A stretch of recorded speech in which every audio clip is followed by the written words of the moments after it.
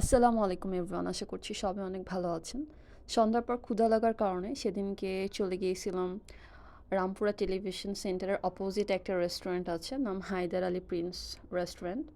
তো এই রেস্টুরেন্টে মোটামুটি সব ধরনের খাবারই পাওয়া যায়। সন্ধ্যার পরে সাধারণত গ্রিল, পরোটা, নান, হালিম এই ধরনের খাবারই বিক্রি করে।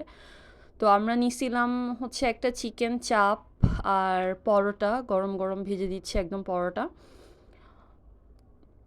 তো এই তো আমরা দাঁড়ায় দাঁড়ায় দেখতেছিলাম কিভাবে চিকেন চাপটা বানাইতেছে। চিকেন চাপটা বেশ মোটামুটি ভালোই ছিল। অন্যান্য রেস্টুরেন্টে যখন আমি খাইছি চিকেন চাপ তখন অনেক বেশি টমেটোর গন্ধ থাকে, বাট এই রেস্টুরেন্টে তেমনটা ছিল না।